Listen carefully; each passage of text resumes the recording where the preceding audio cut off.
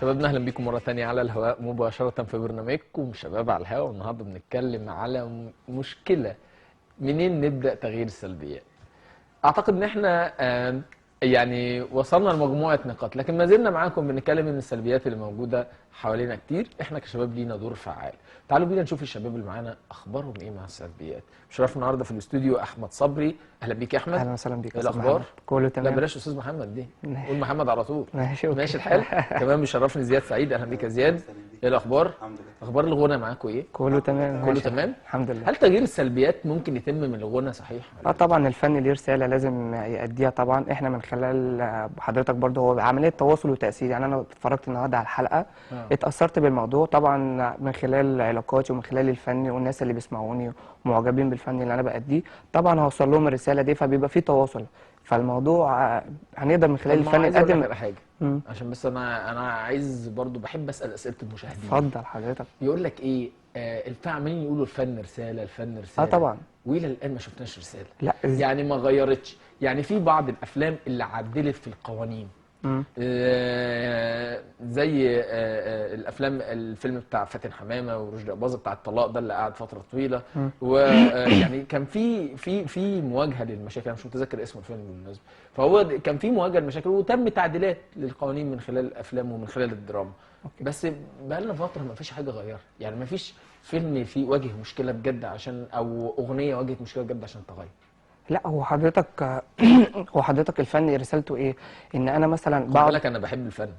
اكيد طبعا كلنا بنحب الفن طبعا.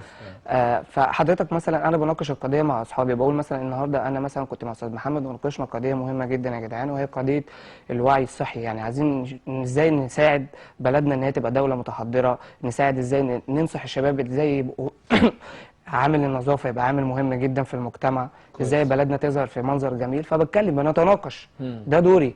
تمام. اجهزه الدوله بقى هي اللي بتدعم الموضوع ده وبتساعد ده.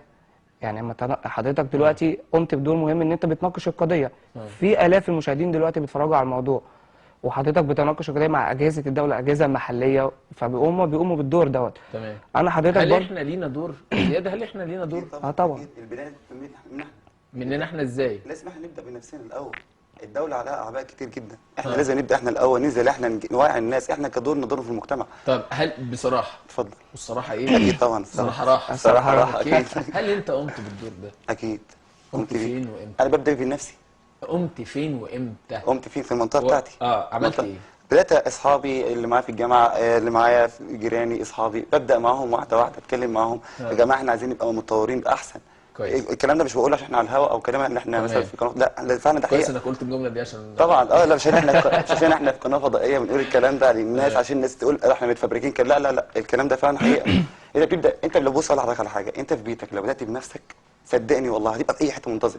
واهم حاجه النظام. بس ما انت بتبدا في نفسك في البيت، انما بره ما بتعملش ده. لا ازاي؟ متاكد؟ لا متاكد. هي سلوك حضرتك. السلوك يعني هو تواصل صح. حضرتك. صح. انا النهارده اتاثرت بحضرتك، وبالتالي برضو الرساله اللي انا خدتها من حضرتك او الفكره الموضوع اللي انا خدته من حضرتك وقريته هقدر اوصله للشباب. بالظبط. فهنبدا الموضوع هيكبر. هو محتاج دعم ومساعده، نساند بعضينا. ازاي نغير السلوك دوت؟ فرضا ان في مثلا بعض السلبيات وبعض العيوب، بس احنا نحاول نناقش الموضوع دوت. حضرتك انت اللي تدعم الموضوع ده، واحنا بالتالي برضو هنأثر في الشباب، لان احنا يعني شباب من ضمن الاف الشباب.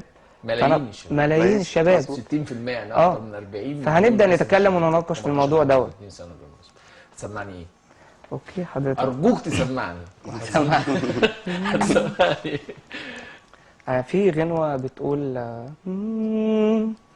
ولا هترجى ولا هتحايل علشان حبك يرجع ليا، اصل الحال المايل ياما كتير خليتها عليا، وابعد بقى وانساني شوف لك حبيب تاني، جرحك خلاص خلاني احب نفسي شوية، وابعد بقى وانساني شوف لك حبيب تاني، جرحك خلاص خلاني احب نفسي شوية،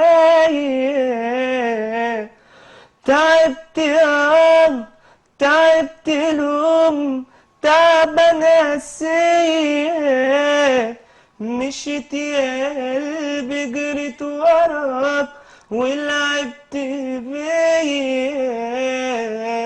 تعبت يا تعبت لوم تعبان نفسيا، مشيت يا قلبي جريت وراك ولعبت بيا.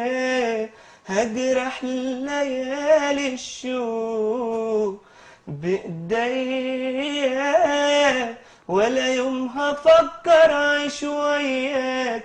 ابعد بقى